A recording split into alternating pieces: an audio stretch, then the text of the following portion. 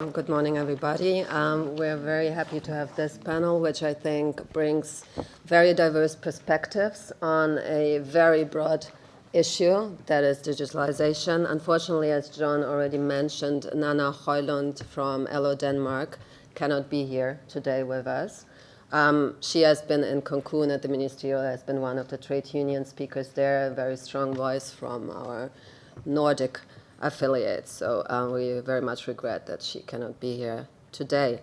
So I will just say just a couple of words to kick off and then go straight to the panelists to have enough time also to open up to discussion to all of you. I think we can all agree that digitalization is a mega trend. At the same time, we now see some of the disruptive technologies right now being inserted into production systems in the service sector that we haven't talked about, I would say, 5 years ago, at least not on a big scale. So now all of a sudden we have all IoT, AI, 3D, all of these abbreviations floating around us, and we at least are not quite sure how to place them, how to see which technology has which effect on what sector, what regulation is needed as well in other policy areas for each of them. At the same time, we also obviously observe the phenomenon of Uberization. We will talk in a lot of detail about that in the two panels in the afternoon. But this is also something that is a big change in a sense that we haven't seen before as much on such a scale. So obviously, as John already said, what we want to know is what happens to jobs, what happens to skills. This is our core mandate, but we want to go beyond that. We want to also see what is happening with societies in terms of digital take-up. Because if you think that digitalization can also act as an opportunity, as a big equalizer, how do we then resolve the problem, or not the problem, but the fact, actually, that 60% of the world's population still don't have access to the internet? And of those 3.2 billion people who do have access to the internet, only 1 billion people has access to high-speed broadband coverage. So that being said, this is another point that we have to be aware. This is the starting point of how to bring people in and be part of a digitalized economy and digitalized societies, if I can put it that way. So before I introduce the panelists, we will use voting at this forum to bring you all in immediately. So if we can put up a first voting question, which is a simple one, but you can maybe see in which direction we want to take you with it. So you have, unfortunately, only those at the table. You have at your devices over there. You'll have buttons 1, 2, 3, 4, 5. Yeah. They should be lighten up at one point, yes. So if you can just choose if for you digitalization is a disruption, it's just another technological change, like the steam engine or ICT in general, or if it is real progress in a very positive sense. So if you can just press a button, there. You can't press 2. You would trick the system, Bernhard. Okay. I'm tempted to, but... okay. I like all the above. You can choose. See, I choose something as well. It's between 1 and 2. So... Okay. I'll go with you, Anne. I thought so. Something, Okay. So you are very undecided, as we can see. Which, but this progress leading to disruption, but also is another wave of technological change, so we can agree on that. But it just shows that people perceive digitalization. Some people perceive it as a great opportunity, some as a threat, and some just as something that has been there before, but just in another form, and that has to be dealt with, as with other technological changes before.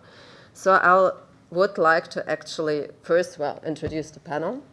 Very happy to have you all here. Andy Wyckoff, Director of the Science, Technology and Innovation Directorate at the OECD.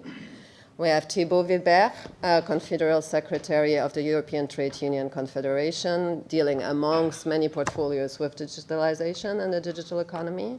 Eleanor Sarpon from the Alliance for Affordable Internet, part of the World Wide Web Foundation, founded by Tim Berners-Lee, one of the founding fathers of the Internet. Laurent Sibel from Industrial Europe, a policy advisor, very knowledgeable on these topics, especially in the sectors you're covering. And very happy to have Bernhard Welschke, General Secretary of the Business Advisory Committee to the OECD. So I'll just kick off with Andy. Andy, could you, John mentioned already the Going Digital project. We also told at least our trade union colleagues yesterday a little bit about it. But we would like to know, what are your deliverables? How does it relate to what we discussed today, first of all? Good morning, and thank you, Anna. I just want to start off by saying what a great pleasure it is to be here. TUAC is a very valued stakeholder to our work, arguably one of the more provocative sessions in Cancun, which I very much enjoyed, and I think is instrumental for us conducting this new, what we call, horizontal project. And I'll describe that to those of you who are less familiar with OECD parlance. But I just wanted to kind of start where John is. I think I classify myself as a pragmatist and a realist in terms of this technology. I would have voted for all the above in the question that was just happening here. But I am struck, having really watched this sector, this technology, for probably about 30 years, that it does seem to be accelerating. It does seem to be. I am in the camp where we are in a period of technologically induced structural change that is moving at more exponential speeds, fueled by things like not only Moore's Law, but that's a good coverage for it, but improvements in storage that allow us to keep data forever, improvements in communication capabilities, as Anna said. Broadband is quickly diffusing. We're still at 1 billion, but we have more to go. But there's new technologies. The nature of this technology being digital means that you get properties, economic properties, of what Eric Brynjolfsson at MIT calls scale without mass. You can go globally very quickly, and you see that with firms with only 40 employees, WhatsApp, having all of a sudden a global presence. Now, this is something we haven't seen before. When Ford Motor Company wanted a global presence, they had to put plant all over the world, which invoked sovereign rules in countries where they were located. WhatsApp just goes, and the network economies propelling it mean that it's much different. It's with this that I take some umbrage at the worry a bit about digital divide, because in my knowledge of technology history, we've never seen a technology deploy so quickly. We've gone from 4% of the population of the planet in 1998 to now 40% in only 20 years. It's surpassing 20th century technologies like motor vehicles and roads, and even 19th century technologies like electricity. So you've got digital capabilities where you don't really have the electricity, which is an issue, of course, for further diffusing. That said, I'm all in favor of furthering the deployment, but it's not only infrastructure, the hard infrastructure. I think we have to focus on the soft infrastructure as well. It's very much about awareness and skills and knowledge about what it is you're doing when you click on licenses, accepting usage, and so forth. But the focus of the project is really the fact that we have this technological change going very quickly, but societal change, institutional change, and political change is a much slower pace. It's linear at best, and in some countries we see it being very slow progress due to political gridlock. And it's that gap that I think is creating a lot of discontent and angst and worry about the future, which I think is unfortunate because this is a great technology that we need to seize, to use, to control, to optimize so that we achieve our policy goals using it. And I think there's some great examples of how that's already being done. But so the focus of the project is really to try to close this gap between what one of my favorite Canadians, Kevin Lynch, calls technology 4.0 and policy 1.0. And that's really the game plan here. And how do we hope to do that? Well, I think the OECD is uniquely structured to have almost every policy field under one relatively small roof. And so through this project, we have engaged 14 different committees of the OECD to come together to collectively look at what is going on in their policy area, how digitalized is their area, what are the gaps, and what are some of the active experimentation that's going on across countries with the intent of sharing these best practices, lessons, failures, to learn from one another. So it's not only learning from countries, but I have the aspiration that we can learn from different policy fields. A lot of policies are predicated on a 1990s analog world. They're ill-suited to the 21st century digital world, which has these different properties. And I'm struck by talking to colleagues like Pascal Saint-Amand, who's been wrestling with this in the area of taxation, that the intangible nature of some business models create issues with the ability of tax rules to work effectively. But when I discuss that with him, then I go 2 floors up and talk to Ken Ash, the head of Trade and Agricultural Directorate. Trade policy is actually having some of the same difficulties as tax policy. A lot of the rules in trade are predicated on a physical object crossing a border with customs clearance and custom duties and tracking of something physical. And I'm hopeful that lessons learned in tax can be cross-fertilized, probably changed, to help relieve some of the issues in trade. This is the aspiration. We're just starting. Let me talk quickly about some of the deliverables we foresee. But what I like so much about coming in front of you today is we're in listening mode right now with the project. We want input from stakeholders such as TUAC about what are the key questions that we should be addressing, knowing that we cannot cover everything.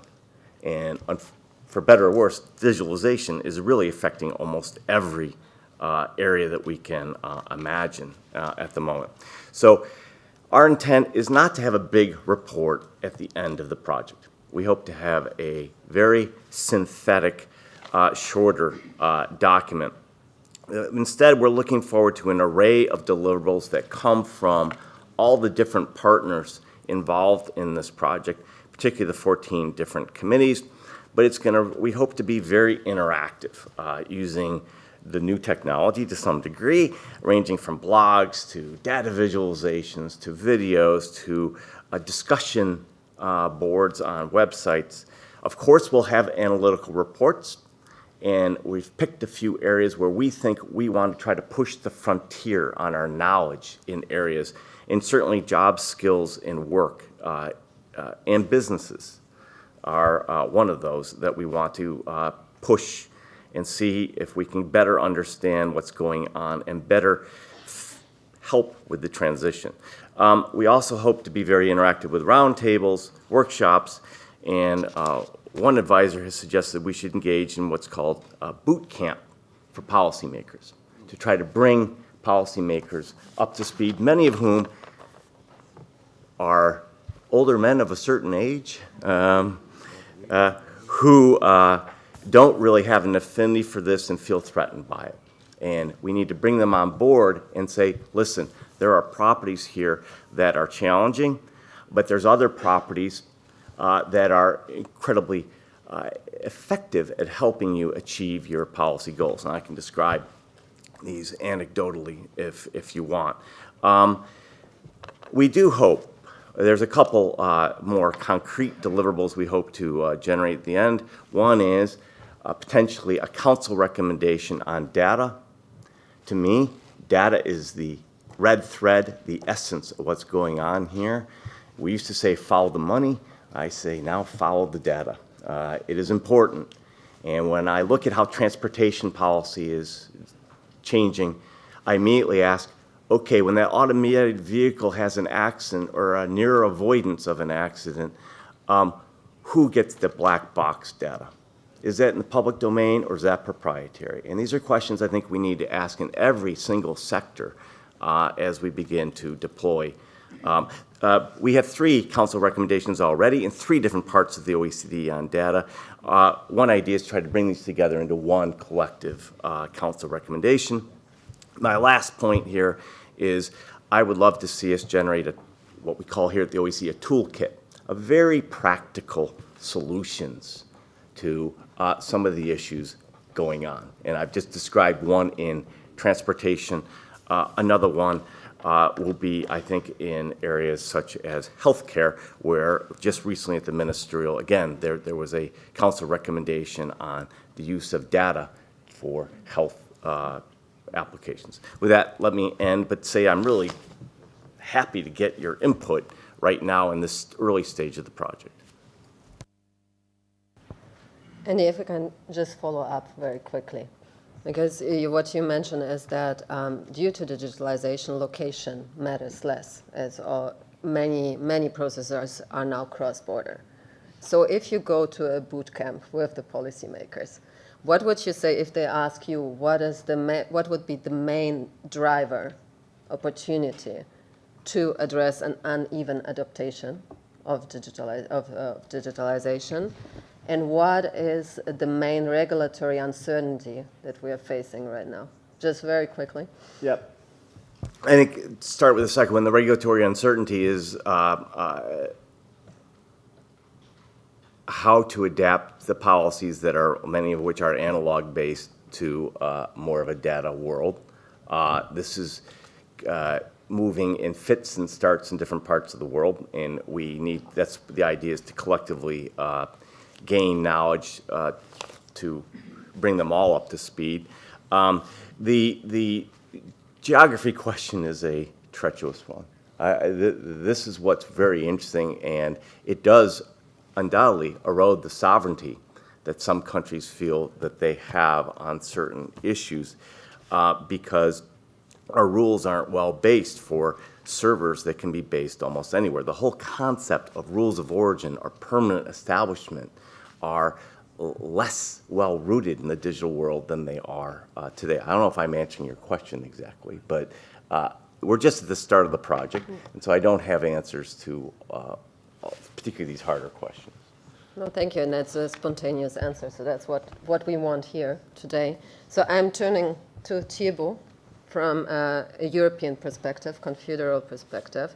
You released a resolution on digitalization last year, I believe, where you say that you want to make sure that there are not only a few winners from digitalization, and that we would need to establish standards as well to make sure that this is not going to happen. So what were your main recommendations, so to say, and how would you, also as a trade union confederation, go about it?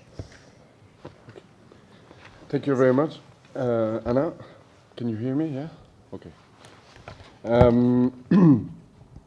Let's say first that as an individual, as a citizen, but also as a trade unionist, I'm excited by the challenges of this fourth industrial revolution.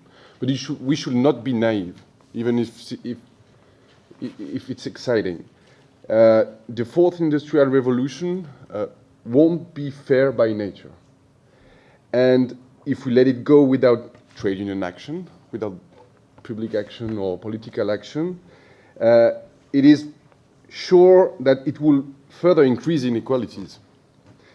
So our action is needed, and I think when I see that kind of meetings and other meetings we are preparing to that and committed to cope with these challenges. So what are the risks of digitalization in terms of inequalities. If we look at Europe, it could further increase the digital divide between countries and regions. If we look at the investment capabilities of the countries, of some groups, of some companies linked to states, the solidity, the strengths of some social systems, the capacity to face these challenges, it's clear that a European strategy is needed to avoid further increase of divergence between countries, as further weakening of the EU project, the European project, which is already, let's say, in a bad shape at the moment. So this is a European challenge for the European citizens, for the European unions, employers, institutions, to take this opportunity to have a common strategy and to be stronger together as well. There is a challenge in terms of wealth sharing. We know that linked to the technology and the data, those who own the technology and those who own the data could take it all. With this idea that winners could take it all. And in terms of wealth sharing, it's clear that there is a challenge for the government in terms of taxation to ensure a fair share of this new productivity gain, but also for us and for the employers in terms of collective bargaining to make sure it is still part of as a European social model, as a good practice, as a best way to share the wealth. There is, thirdly, a challenge in the society and at work. I will mainly focus on one point, which is the possible divide between high-skilled and low-skilled. The high-skilled will get higher and higher skill. They could think, interpret, advise, innovate, program what the machine or the computer will not do, at least for the 10 next years. Of course, there are a lot of issues in terms of machine learning, but still there is an added value for high-skilled workers on the machine. And on the other side, low-skilled will work for the machine or under control of the machine, or that will face more algorithm. We should also avoid that in our choice in economic policies. What are the investments that are made to make sure that we will not only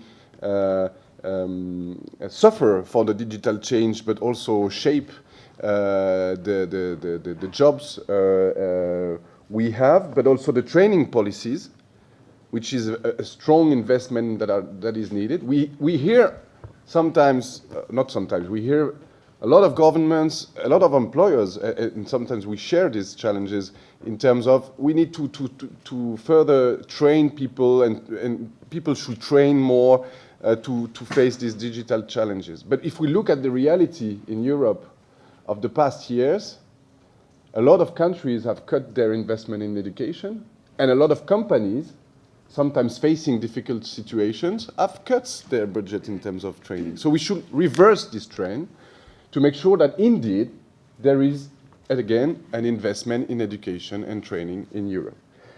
I already mentioned that, but the challenges for the social dialogue in the collective bargaining is strong, not only for the share of the wealth, but also to give an opportunity for the workers to influence the process of digitalization. And we have seen, we participated on Tuesday to a social partners, European social partners seminar in Berlin on that, and we have seen good practices of companies that already anticipate this change through social dialogue. So it is possible.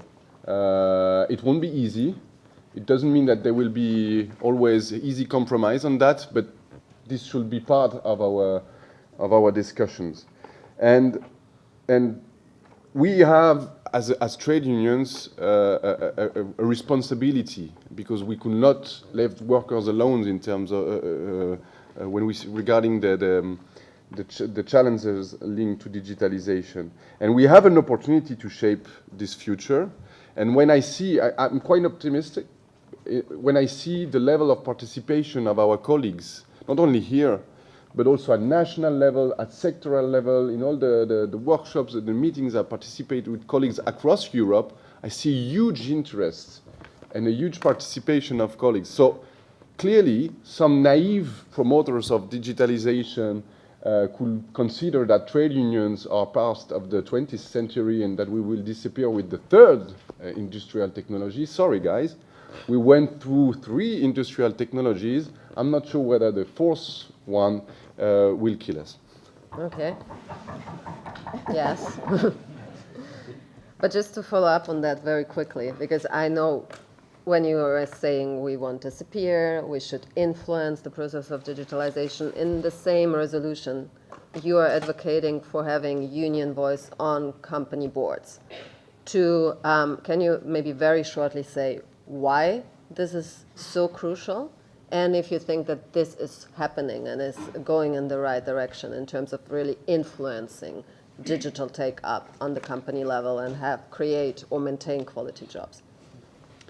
It is needed because, as I said, workers should be able to influence the process, but to influence the process, you have to be where the decisions are taken. If you don't have the information and the strategical information of the company, how could you influence the process? You will only suffer from the consequences. And what we demand is to have a more proactive approach. And this should fit to also employers' interest in terms of how could it work in terms of relevant training policies, because we are also counterpart for workers in terms of training policies, for example, only focusing on training. So it is just to make sure trade unions and representing workers have an opportunity to discuss on the core strategical issues of the company to anticipate this change. Okay. Eleanor? Hi. So I know that you, in the organization, you have set a target that is called 1 for 2, which means that you would like to have 1 gigabyte of mobile data priced at 2% of less of the average monthly income of a person, which I think very much relates to the inequality question, to the access question. So what I would like to know is what are other factors that can contribute to achieving this goal, and as to whether you think we are on the right track to achieving this goal by 2020, as you set out. Right. So I think that I need to give a little background about my organization. So I do work for the Alliance for Affordable Internet. We are a global coalition that is looking at sole aim is to try to make broadband accessible and affordable to all citizens. And we are very passionate about this because we actually do see a huge divide in the uptake of broadband. And also where broadband is, where there is access, it's not affordable. People cannot afford it. And that's why we set the target of the 1 for 2, which is that 1 gigabit of data. You shouldn't be spending more than 2% of your average monthly income on 1 gigabit of data. If you're spending more than 2% of your average monthly income, then it's not affordable. And that's the focus that we want to bring across to a lot of policymakers. And one of the key things that we've looked at is that when you look at the Sustainable Development Goal, especially 9C, it states that all persons should be able to have access to affordable universal access by 2020. That is, in 3 years' time, everybody on this planet should be able to have access to affordable internet. And if we look at the trends now, the fact that we have over 3 billion people who are do not have access, it means that we are going to miss the target. And we look at the level of uptake that's going on now in the world, it means that by the time we meet that target, it will be in 2042. That's 22 years after the target has been set. So it means that there's, obviously we are going to miss the target. And while some countries are, trying to make quite a number of inroads into creating access, there's a huge divide when you come to the global south. And even within developed countries, you notice that if you move away from urban areas and you start going to rural areas, you notice that there's a big access gap as well. And then how much are people also paying for how much are they paying for the internet, at what speed? So that's why my organization is very passionate. We're trying to see how we can influence policy and regulatory interventions as well with government stakeholders to make sure that we can bring the cost of internet access down. And what the key factors, some of the things that we've looked at is in order to achieve access, we see that there's a big challenge with infrastructure. And especially in developing countries, you notice that either the infrastructure, if the infrastructure is there, is inadequate, and even the cost of deploying those infrastructure is so expensive that the focus is just on urban areas where you can get the return on investment.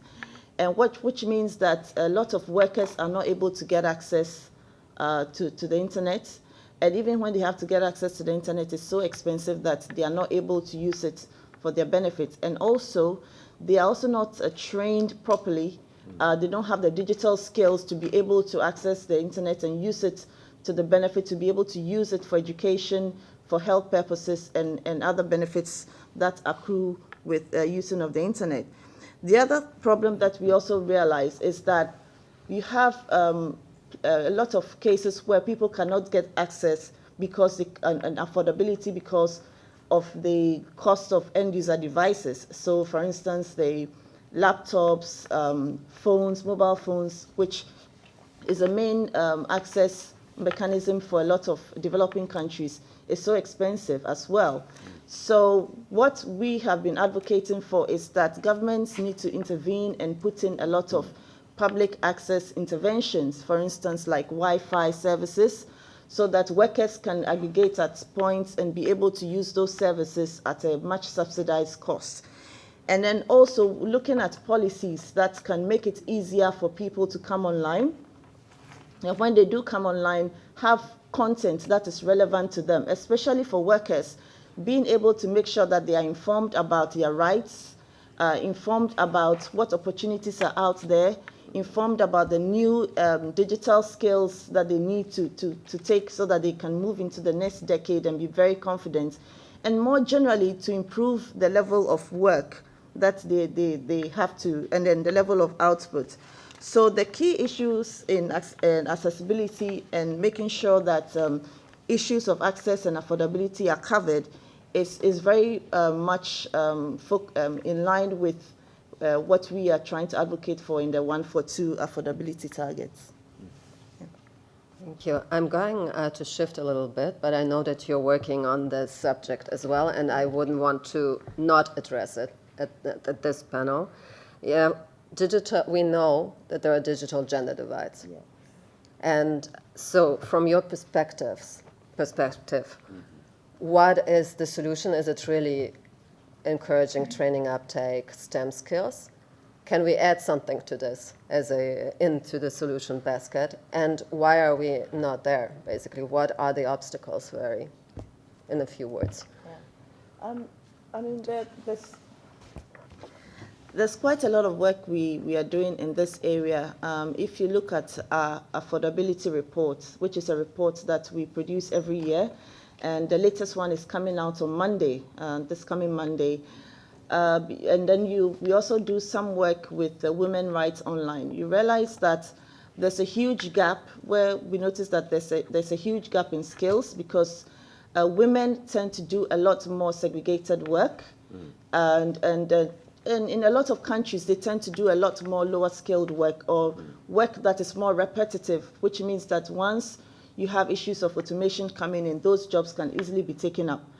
And then also, you also have the issues of, affecting them. It's the wages as well are usually very low. So if women have to make that decision of whether to be able to use the internet or to, pay for education or healthcare, most of the time they'll go for the latter ones. So the skill sets for women in getting access to the internet is actually being reduced. So in order to be able to close that gender gap, which we realize, which we do notice that in a lot of developing countries, actually, you notice that there are about 23% of the people who are offline tend to be more women. And then also, there are policies that we need to put in place. So we are looking at current policies across in ICT plans, for instance. We've been doing some work in Nigeria. We're actually advising the Liberian government also now that you need to look at the policies and make sure that they are gender-centric.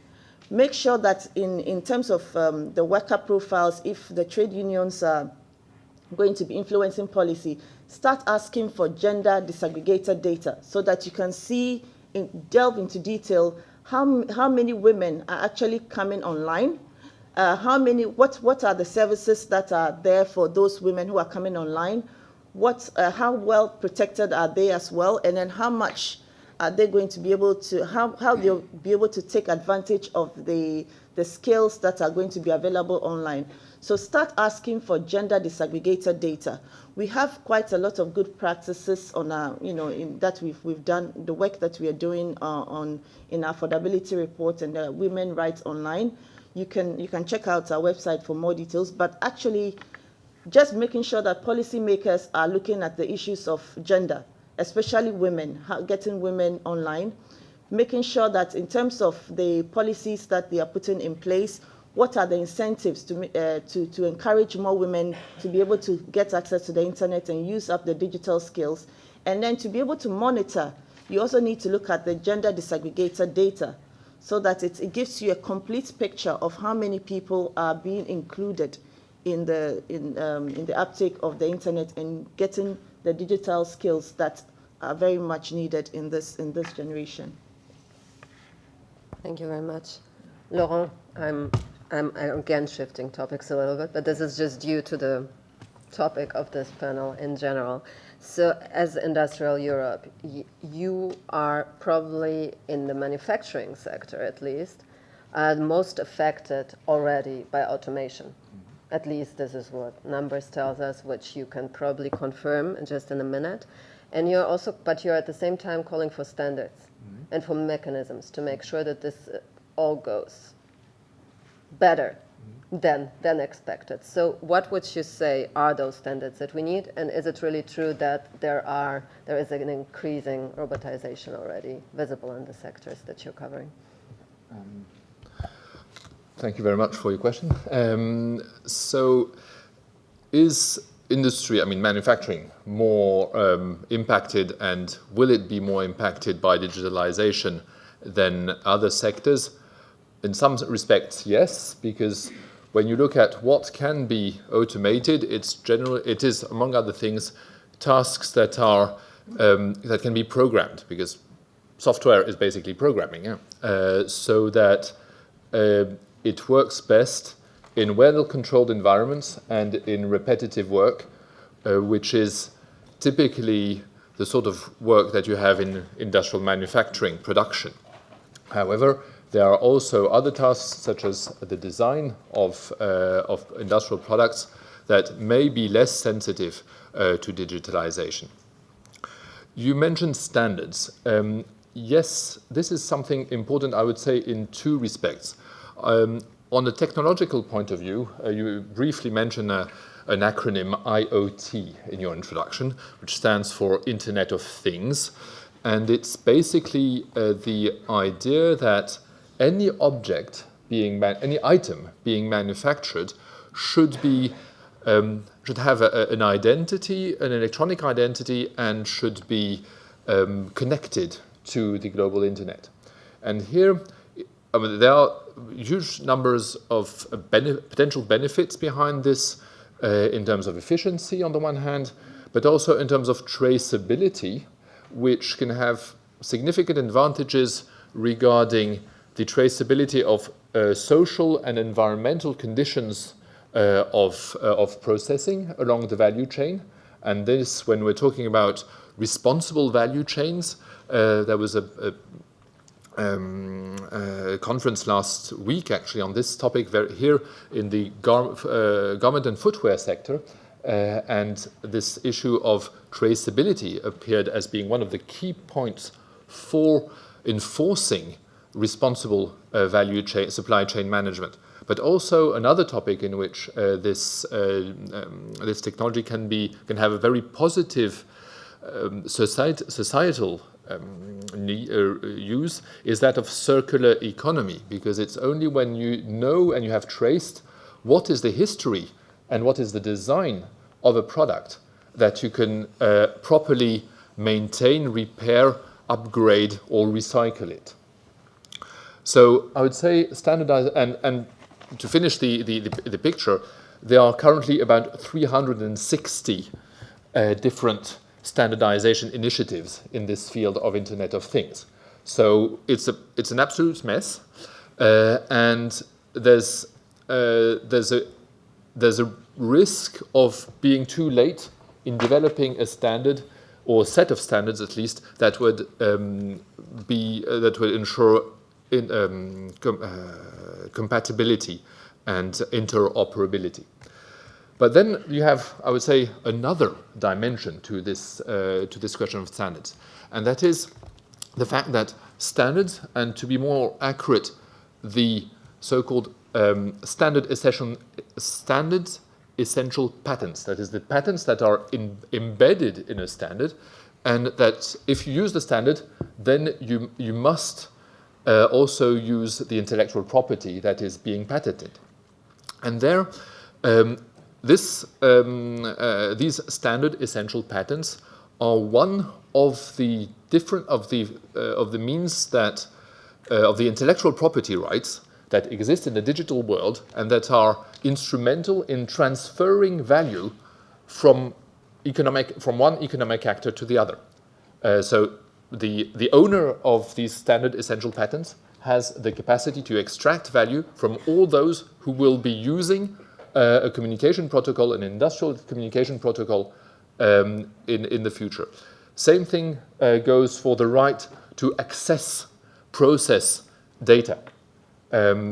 Another thing also is the rights on the software. I mean, the software embodies intellectual property rights with a rather extraordinary feature, that is that it's almost permanent and with no counterpart in terms of disclosure. So all this leads to, we have in this digital world a number of tools in these intellectual property rights with which I would say value can be shifted between economic actors. And here we do have a significant risk of this being concentrated in the hands of the owners of proprietary standards, of proprietary software, and of proprietary platforms. And we are already experiencing this. The digital marketplaces, such as Booking.com, for example, or the crowdwork platforms, or Uber, and so on. Now everybody sees that there are those who concentrate the value. There are those that are in a gatekeeper position to extract a toll for all those who want to cross the bridge. And it's the only contact point between supply and demand. So they are in a fantastic position of power. And this leads, if we're not aware, and then I follow very much what Thibault was saying, that if we leave things to evolve spontaneously, the spontaneous evolution will be towards worldwide private monopolies that will be in a situation of concentrating wealth and power in their private hands. And this is something that we need to fight against, I think, as trade unions, because it's in a way, if we consider our goal and our purpose, that of the sharing of value added in economy. Traditionally, this was a discussion between employee and employers in the same company. Now we're confronted with the situation that the company may be just be deprived of any value added, and that the value add is shifted elsewhere. So there's nothing to be discussed with our direct employee because the indirect employee is just, poor, having nothing to share with. So therefore, we need to take great care on all the intellectual property rules that govern this allocation of value. And, well, I can elaborate then afterwards on that. No, but just related to that, you at the same time said before that those technologies and new, more complex global value chains also give an opportunity for more cooperation, to create more equality. And there are a lot of now industrial strategies, Industry 4.0 activities going on. So are there some best practices that you can already share or explain why there are opportunities? Yes, indeed. So in terms of, I would say, these good practices, regarding, for example, this sharing, the broader sharing of the value being created by standards. There is an initiative that was launched by Ericsson, Sony, Qualcomm, ZTE, and probably others, called Avanci, which is a platform for pooling intellectual property rights and making sure that the conditions for accessing the intellectual property rights contained in communication standards are fit with the so-called fair, reasonable, and non-discriminatory criteria. It's an abbreviation usually referred to as FRAND, fair, reasonable, and non-discriminatory. More generally, in terms of the potential of digital technologies, what we are witnessing right now is one version of digital technologies that is a centralized, hierarchical,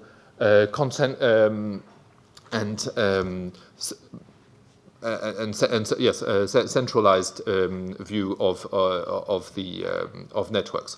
However, its concept itself can also be used for horizontal, democratic, decentralized processing and work between workers. So it can be a fantastic tool for us as workers to coordinate, to define what our priorities are, and to organize globally. And this, I think, is an opportunity that should be seized. There are other examples that I can run, but it's short. I will do it later. Thank you very much. Now, coming to Bernhard Byhovskaya.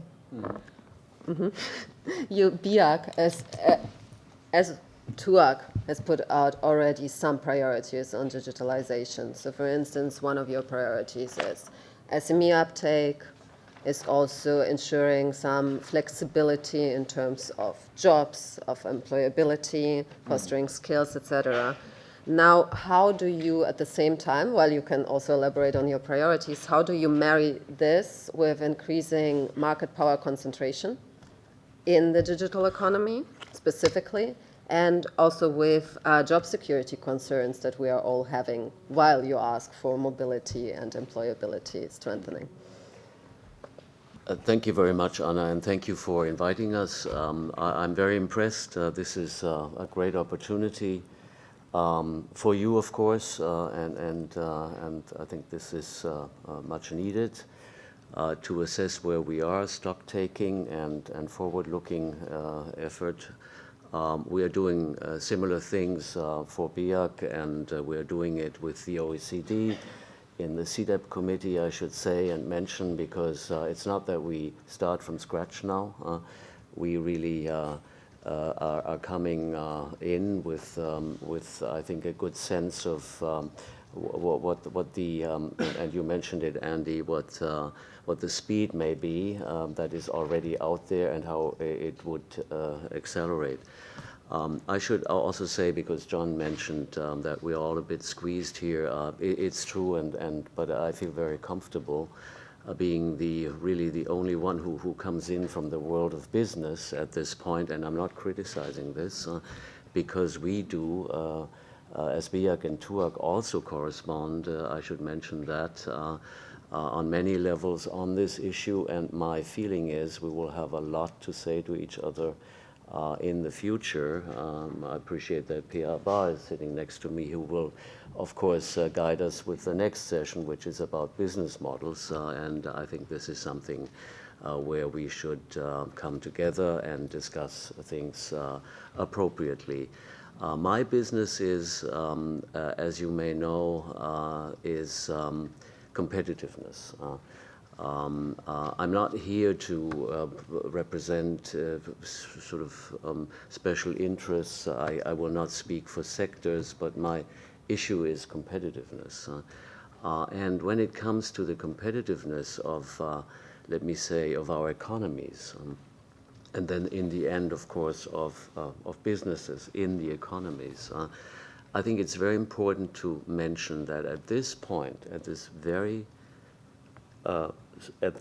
point, the issue of competitiveness has a lot to do with abilities.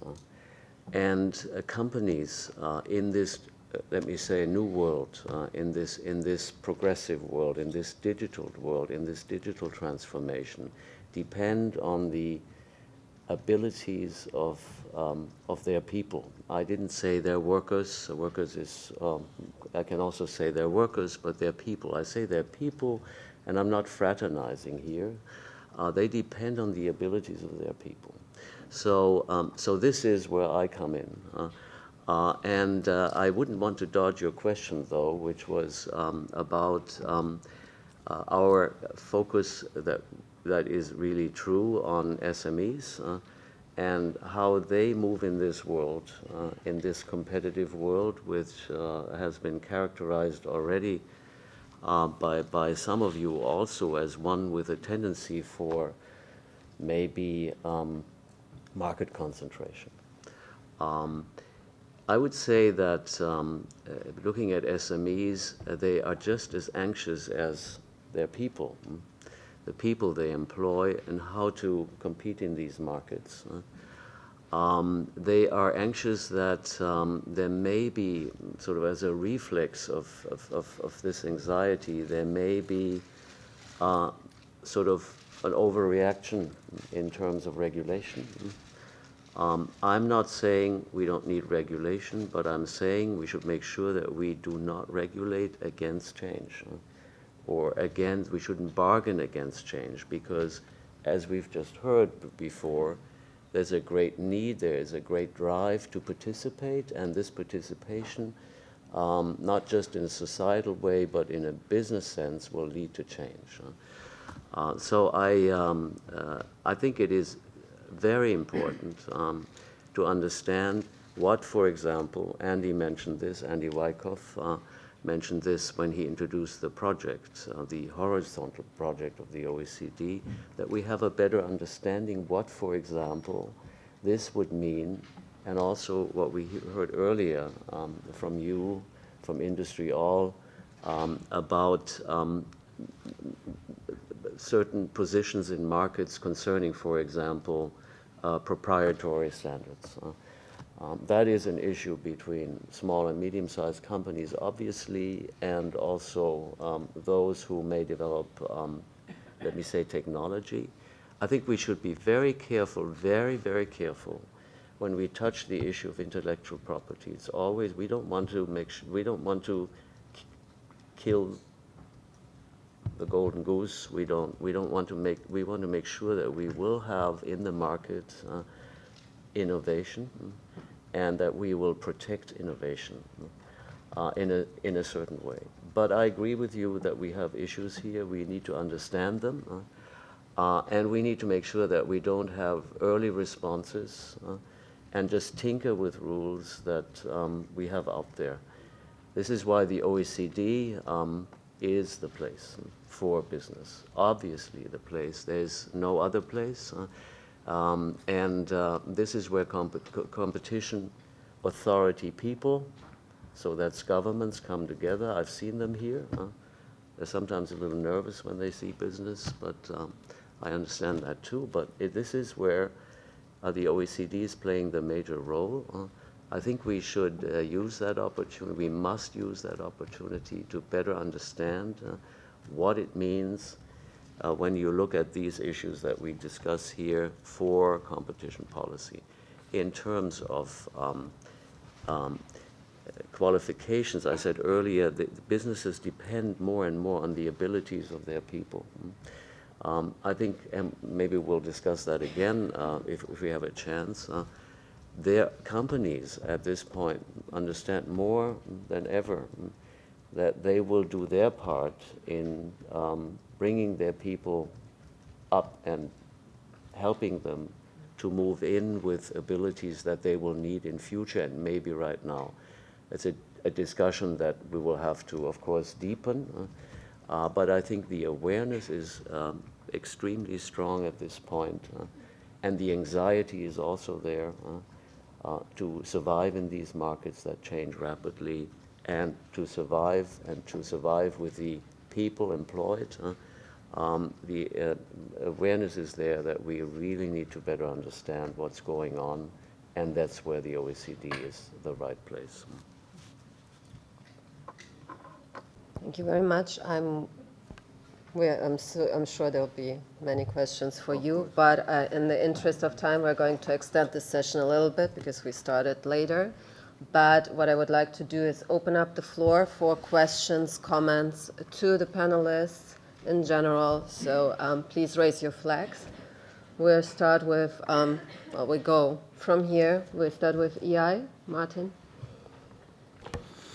Thanks, Anna. I just want to pick up a couple of issues. I'll start with our opener. He talked about going from analog to digital, and I remember when we went from vinyl to CDs, and we were going to put jam on our CDs, and they were going to last forever, and it was all going to be brilliant. And it didn't quite work out that way, and we ended up going back to vinyl, and we've got more vinyl records being sold now than CDs. So I think that move to digitization, we've got to remember that there are things in the traces that need to be followed through. And I think that change has to be managed in a way which keeps people at the center. And that's really what this workshop is all about. I do want to go to Laurent because I think he raised a number of questions there about enclosure. Susan Robertson, who's an academic we work with quite a lot, writes a lot about enclosure, that you've got people who are able to enclose money and spaces and digital areas in a way that gives them the ability to take value. And in education, that's really dangerous. We've got a number of people moving into the space who are sucking money out of the public system and putting it into the private system. And we've had a number of you talk, and I'll go to my African colleague as well, who talked about that move from of gender-based access to the internet and what have you. Again, we've got a public-private dichotomy, and I'd like us all to be thinking about how we protect the rights of people and the rights of the public to have a say in this area, because it seems that many people have taken their hands off and passed it over to the private sector. And I think that that's highly dangerous and something that we should be using education, teachers, the whole system in order to stop. Thanks. Thank you. Mac, ITF? No? Then. No, I just have one question to the colleague from BIAC. He said, don't regulate against change, don't touch innovation. How does he see companies like Uber?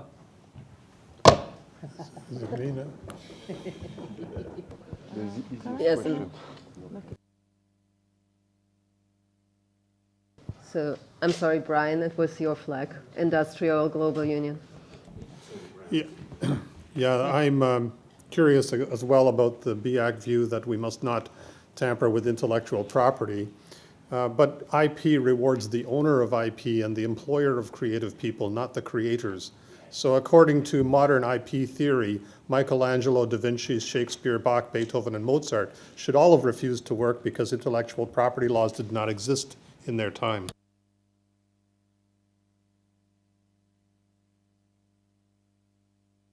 That's it? Okay. Tim, ITUC. Thank you, and I have three risk questions and an observation on IP. We certainly support workers being able to benefit from the IP that they produce and generate, and that's going to be one of the important issues, I think. My risk question for Eleanor is, Laurent talked about the monopolistic tendencies that are going on. With the many billions of people that still need to be connected to the internet, in the infrastructure end of that, isn't there a real risk that we're going to see the kind of closed internet community, the corporate offer, which is actually potentially going to lock places like sub-Saharan Africa into a kind of monopolistic entry into the world of the internet? My question for Andrew is, are we now risking a rerun of the regulatory failures that precipitated the global financial crisis in this digital? I mean, I've heard a lot of governments talk about facilitating, but not a lot of talk about regulating, and there's a lot of existing regulation that's applicable that maybe isn't being applied. My third question for all the panellists is one that hasn't come up greatly in the discussions we've had yesterday and today, and that is, with potentially 20 billion entities being connected to the Internet of Things, we know there's a massive skills shortage in the field of cybersecurity. We in the ITUC think that this is going to become a very dominant issue in the course of 2017 and 2018. Our regulators is the internet technical community, the multi-stakeholder entities that govern the internet. Are they equipped and ready for this, or are we going to be heading into a kind of cybersecurity dystopia with all of the economic and social and political consequences of that? Thank you. Hungary? Thank you very much, Chair, and good morning, and thank you very much for organizing this event. I was just wondering that, you mentioned that universal accessibility to internet should be achieved very soon. Nevertheless, according to UNESCO data, universal literacy is going to be achieved with this rate of investment by 2042, which means that actually universal literacy is much more behind digital literacy or internet accessibility. And my question is that how can we cope with that? How can we speed it up? That, of course, investment into education is one of the most important parts, but nevertheless, I think that there is a huge divide between the two that somehow could be or should be managed. Thank you. Thank you very much. I take UIL, please. When it comes to training, there are already in Italy people who feel that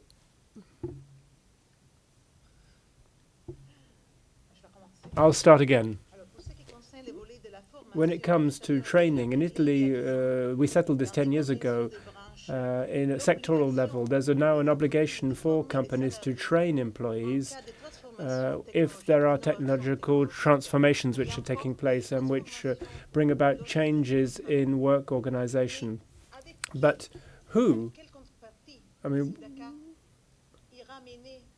how can the trade unions be involved in these future negotiations? Because algorithms, which are increasingly sophisticated, which make it possible to put onto the market new products and services at very low cost, are going to be threatening all of those involved in the economic model.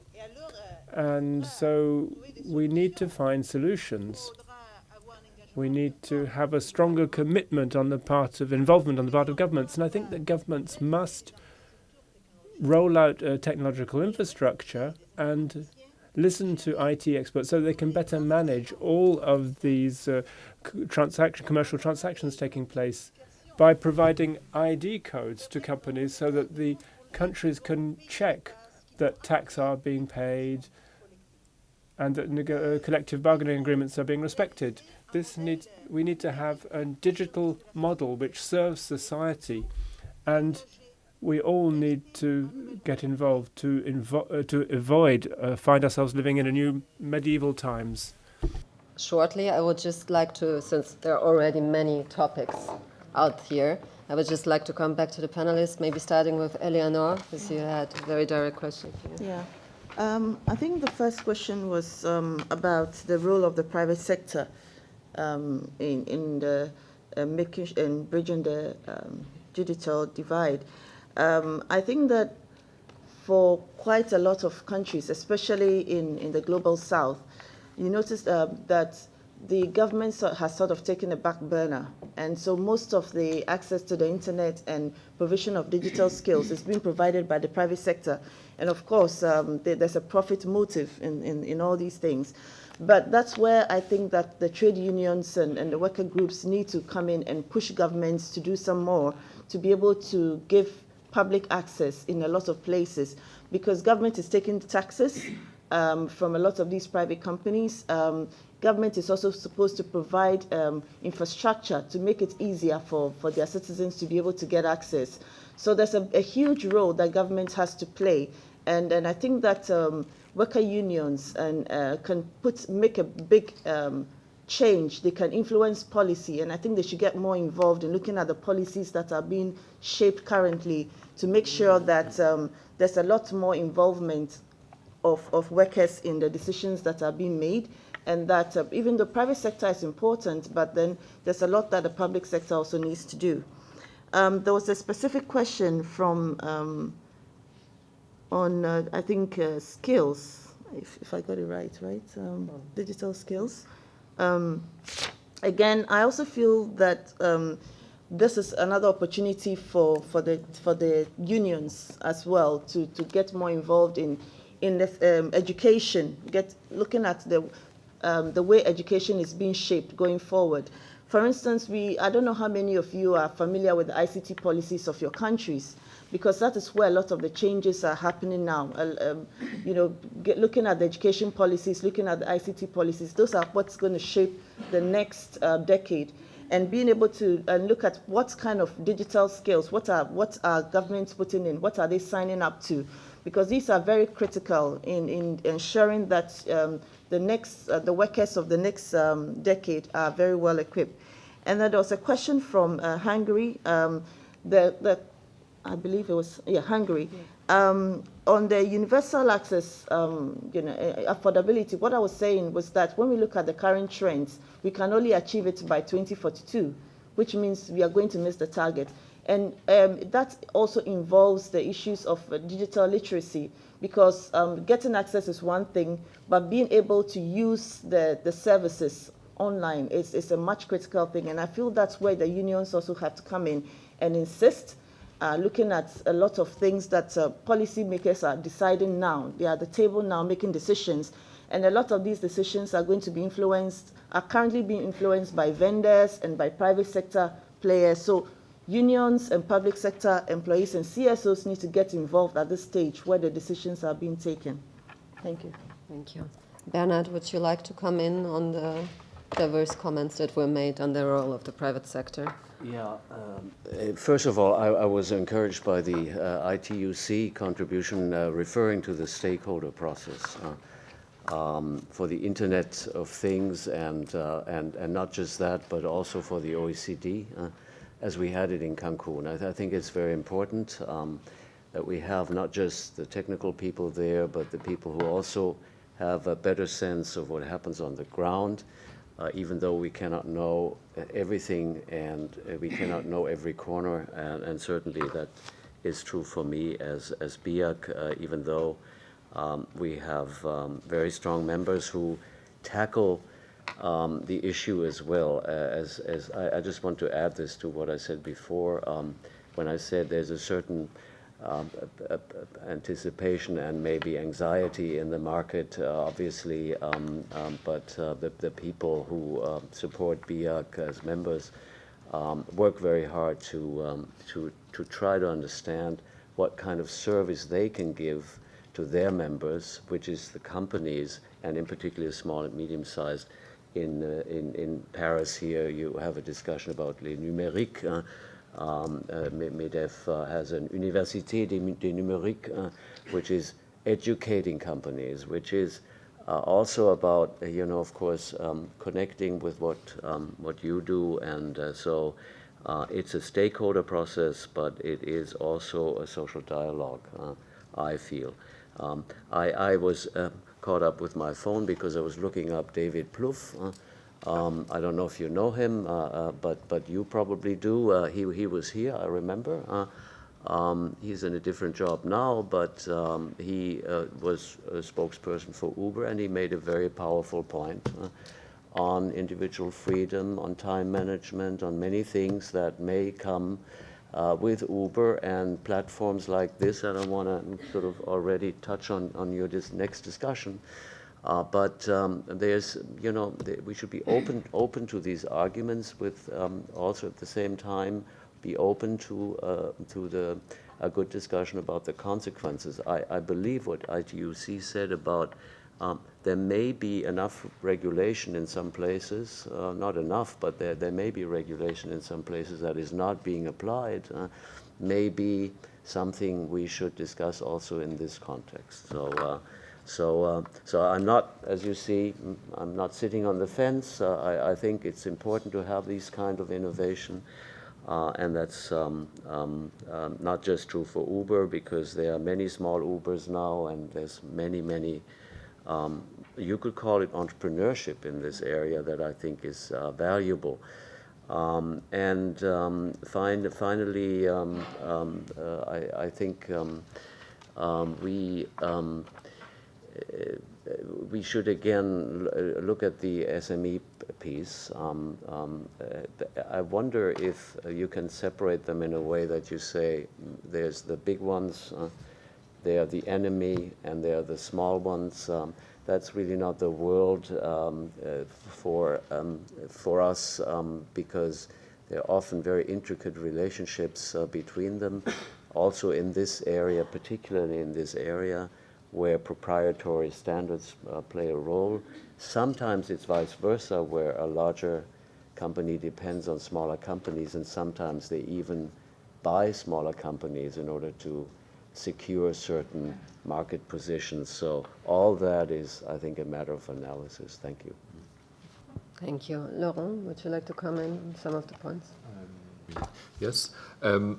On inequalities, regarding the privatization of education, what was said, and also coming to what Thibault was saying, that in a way only the highly skilled survive. I would say this combination of having a privatized education on the one hand, and a situation in which only those with the highest skills manage to find a place in society, runs the risk of a transgenerational perpetuation of inequalities, which is the avenue for the destruction of our democracies and of our social systems. So that would be a sort of warning, I would say.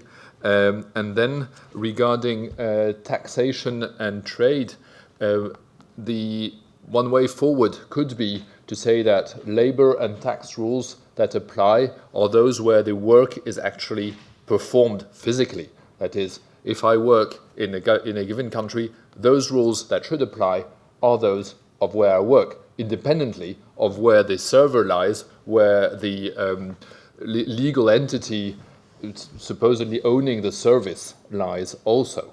So in order to avoid this, I would say, shopping of legislation. And regarding regulation of platforms, one way forward could also be to request them to have fair search algorithms, because the control and the opacity of these algorithms is the tool through which the owners of the platforms have the capacity to exert pressure on those who are either on the demand or the supply side. Thank you.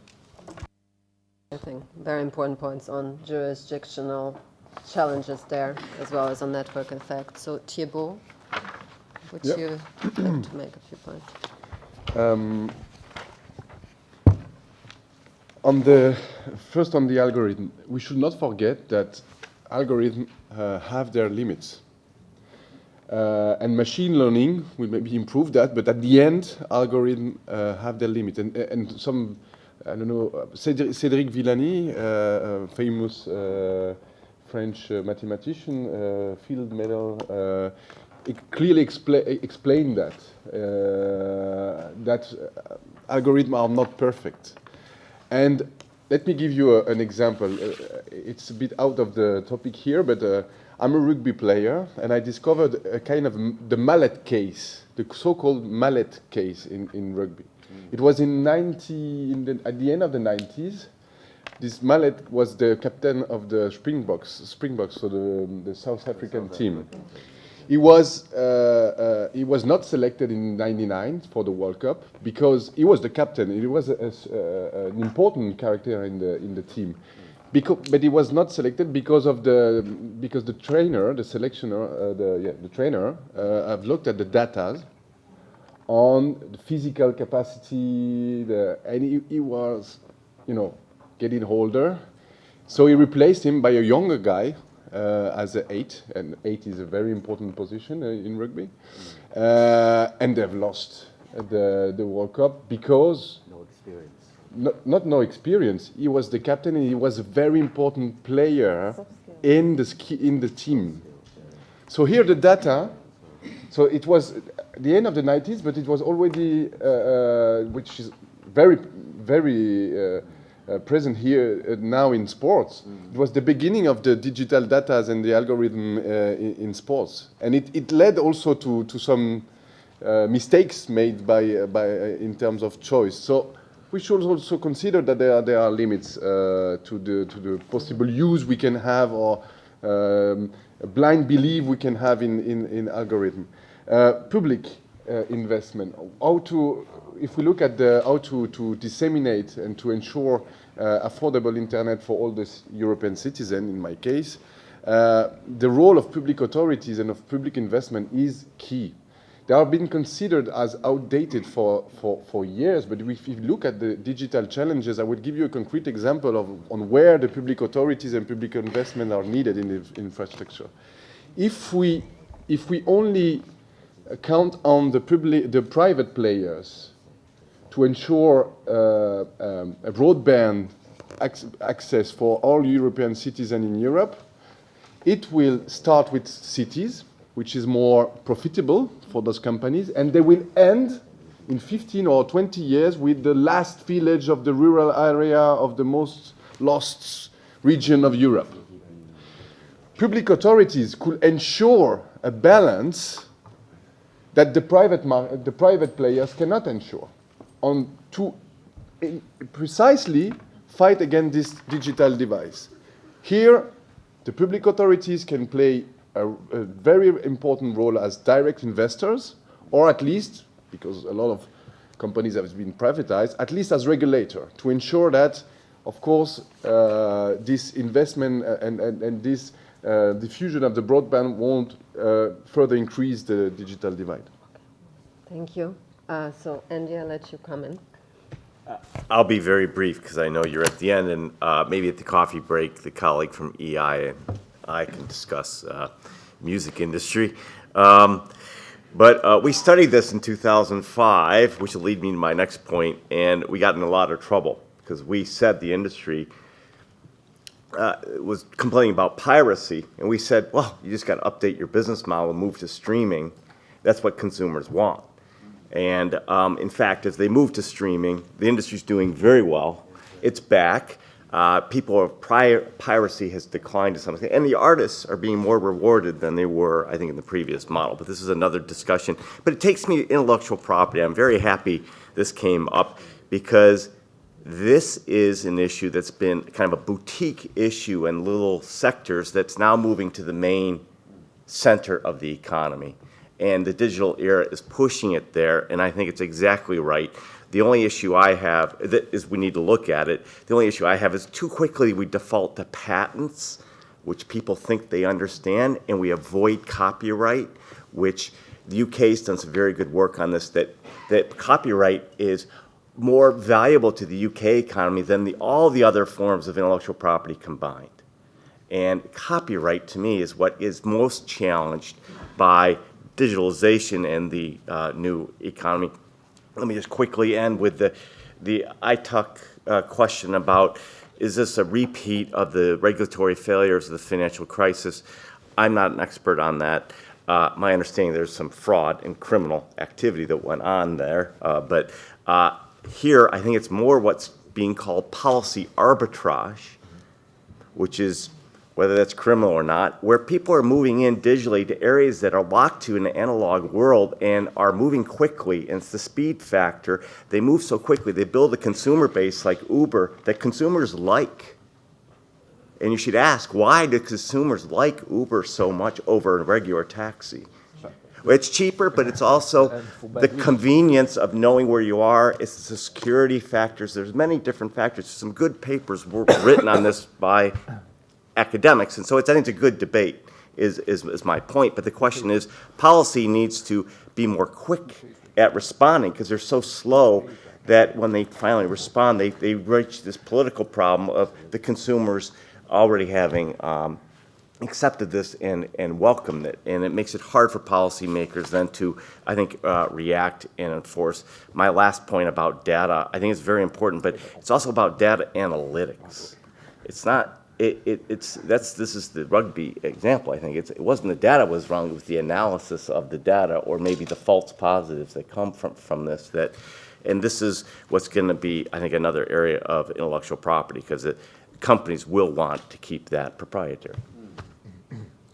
Thank you. What we are going to do, I'm going to take the last 4 questions, but please be very quick so we can come back to the panel for final remarks and answers to your questions. So I'm going to start INTUC, India. Usha. Thank you, Anna. I just want to make some remarks because India, we have seen 3 decades back, we hold the maximum share in the IT services. So when the IT industry came to India, it was the most colorful industry where the employees from public sector also shifted towards the IT industry because it was the financially secured industry. After 3 decades of IT industry, and along with the IT industry in India, the technical education industry also evolved along with the IT industry. It has also grown equally. So if you see today, after 3 decades of IT evolution in India, we see unemployment in IT industry, we see retrenchment in IT industry, we see the companies doing away with the on-job training. This is the plight. After 3 decades, this is the plight of the IT industry. Today, the employees in the IT industry are shifting from IT to the other public sectors, looking out for the social security. And this is the industry where they do not know whether they are employees or they are employees. There is a myth.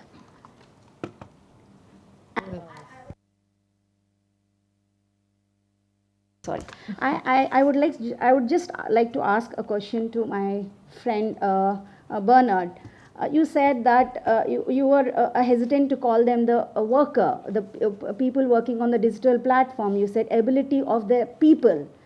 See, this is a situation in the global platforms, neither the employer nor the employee. What is the definition of an employee? Because every country has their own definitions, their own legal systems of calling an employee, the definition of employee. But on a global platform, me sitting in India working for a European country, so which law does it apply to me, and what is the definition? I think the basic question need to be answered first on this platform.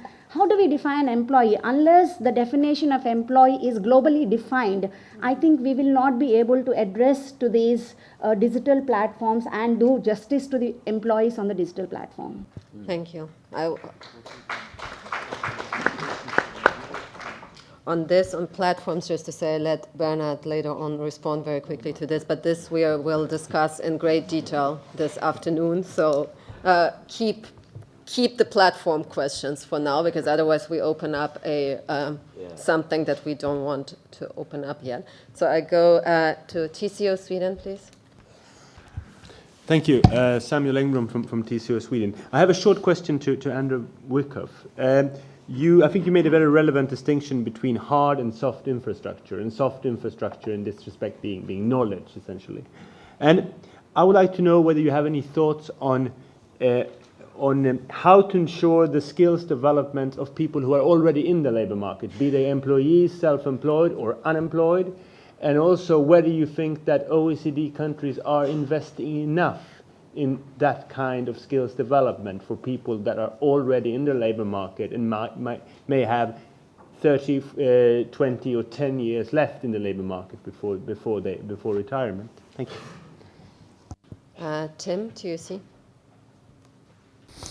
Thank you, Anna. And it was also an issue for Andy, really, and Andy said that he was in listening mode, so you've probably thought of this, but my issue is around kind of long-term needs of workers versus short-term needs of business and of companies. In our breakout session yesterday, we talked briefly about the famous Frey and Osborne study, which found 47% of US jobs vulnerable to computerization. An OECD analysis looked at tasks rather than occupations and found that only 9% were vulnerable, which is a much more kind of reassuring figure than 47%. But if we're talking about tasks rather than occupations, we're talking about something very, very different. And, you know, jobs are important to working people because jobs provide for the long term issues like buying a home, providing for a pension, and all the kind of collective social needs that we have around health and education are paid by people being able to pay their taxes in the long term. So, you know, how do we ensure that we introduce digitalisation in a way that provides for the long-term needs of workers? I note that the socialist candidate for the French presidency is talking about a standard minimum income, which has become part of the debate. And, you know, I'm sceptical about this, but if we talk about tasks rather than jobs, then that seems to be the logical conclusion. And just finally, and this might be too wide for the conversation this morning, but how do we protect people's offline time as well as their online time? Because there's some evidence around the health and well-being of people who are online for, you know, all kinds of hours, including late into the night. And I wonder if part of the discussion around people's rights to internet access needs to also talk about people's rights to be away from internet access as well. Thanks. Thank you. I'm going to take as last one in UAT, Nigeria, please. Thank you very much. In the course of the discussion, I realized that one of the discussants raised the issue of the current wealth inequality. And there is a likelihood that if the digitalization comes into full play, the issue of inequality will actually increase. But I'm really concerned that up to now, nobody has given us a solution on how to bridge the issue of wealth inequality as a result of this digitalization. However, I would have loved to see, as discussed yesterday, to find one of the major players, which we put on quote yesterday as the Big Five, to be part of this exercise, so that this kind of issues can actually be centered towards them for a very good answer. So I think I need to have, particularly from my jurisdiction where I come from, I'm actually concerned about, I'm talking about Africa in general, I'm actually concerned about any issue, any program that will, instead of bridging the issue of inequality, that's my point. Thank you very much. So we are running out of time. So what I'm going to do, I want to put up a last quote because this is also a vote, because this is also a question that I would like to extend to the panel and whatever they want to add on the questions that is just being asked. So if we can put it up, because I feel like this discussion, because I'm not going to make a conclusion, obviously, due to time reasons, but I feel like it goes into very different directions as to what to attack first, what is really important to do right now in the short term to make digitalization inclusive, so to say. So what would you say should be the main focus right now? If you can just select a number, can we put the vote up? Because it's not, yeah. It's all, but you have to, if you had to choose, if you had no choice. Can prevent you. You choose as well. I choose as well, yeah. What do I want? I will let her vote. Abstention. I want that. Because I had don't have any voting rights. Thank you. No. I start with the panel. I probably have Andy first, because I know you have to leave. I don't think it worked. So that's what is it? What is it? So you want up and reskilling, you want skills, okay, and then followed by co-design and innovation systems, which I find very interesting because of the discussion right now. It doesn't go in the exact same direction, but it's very important, I think, very good, two important policy areas. So Andy, I let you come in. I'll just want to say thank you, because this has been very valuable input, and just the two questions that were, and I guess I would say, keep it up. We look forward to this type of interaction and direction, and I think what I've heard this morning, and my colleague Dirk Pilot, Maria Grazia Squicciarini, and others are here, it reaffirms a little bit our methodological approach to the project. The concerns you've raised are very much foremost in the agenda we're putting together. Quickly, about training, and my colleague Deborah is here from the Education Directorate, and she and others will be better placed. But I think, yeah, this is going to become lifelong. This is one thing you got to get used to. That high school or that college education will not last you for a life. And so we need to figure out new mechanisms, new policies that incentivize individuals, not just firms or governments, but individuals to undertake the initiative to upgrade their skills continuously. And I'm looking at tax credits here, I'm looking at voucher programs, I'm looking at individual accounts you draw on throughout the course of your life. I don't think skill upgrading is going to be enough, truth be told. And I don't think we should just leave it at that. It's essential, it's necessary, but it may not be sufficient. And I know colleagues within the House are looking at other mechanisms, such as variants of universal basic income as a supplement. And there's a lot of experimentation underneath that umbrella, which I think is worth looking at. Thank you. Okay, thank you. I'm being told to basically wrap up extremely quickly. So what I will do is basically go to each one of you, just say really in one sentence, 2 sentences, what is important to you. And that's it. So basically, okay. Yeah, Thibault, we start with you. Sorry, you haven't asked me the question on training and skills, but I will reply as well. Very short. For us, the challenges are, it is indeed, education and training skills are indeed a very important topic. This is not the only one, but what the big challenges are the fact that in a lot of countries in Europe, training rights are not guaranteed to workers, but the big problem is effective access for a lot of workers. And even in countries where training rights are well developed, the issue of access, effective access to training is a strong issue. So we as trade unions and the employers have a challenge, but we as trade unions, as counterpart of, workers' representative, we have a clear challenges in ensuring this effective access of workers to this training provision. Yeah. Okay. Thank you, Eleanor. Very quickly. Just to say that digitization is disruptive, yes, but it's also an opportunity that we need to take advantage of. And workers will always, as human beings, we'll always have an edge over machines because we have soft skills, we have emotions. Machines don't have emotions. So I think that we should take advantage of this upper hand that we have, make sure that we have access to digital skills, insist on our public services, insist on governments to put in a lot of infrastructure, to put in access, and make sure that this access is affordable. Which means that if you are spending 1 gigabit, you are spending more than 2% of your monthly average income on 1 gigabit of data, then it means that it's not affordable, and we need to insist on that right. Thank you, Laurent. Very quickly, some remarks. How to move forward? I would say move away from competitiveness and go in the direction of efficiency collectively, which means collective efficiency as the most determinant factor, which implies cooperation, fairness, and transparency.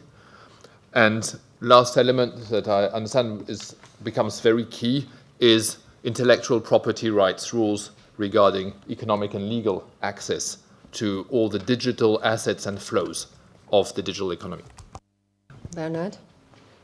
Yeah. I was going to say something else, but now when we heard that we should move away from competitiveness, of course, let me just say there will always be a competitive element in the economy, I hope, and maybe even between individuals. That's an important point that Andy made, that individuals should have an opportunity to not just participate, but to excel. So now my neighbor was talking about the role of governments. And I think that's very important. We heard about the individual responsibility also to make sure that people can participate, and the employers have also a responsibility. I'm not sure I would talk about training rights, but there is a lot going on in companies, also the bigger ones, because we collected some evidence. We share that maybe later when it may be anonymized, but there's a lot going on. This is reassuring, but I agree with you. There's both progress that we can achieve, and there are these challenges, and we talk about them now. Thanks. Very much. I stop here. I feel like this was a very rich discussion. We will take all those points with us to TUAC and reflect upon it, take it to the horizontal project as well at the OECD level. And I know Phil is waiting for his session to start. So I'm very sorry. Coffee is outside the room. We won't have a break, unfortunately. So I'm very sorry, and thank you very much to the panel. Yeah, we are just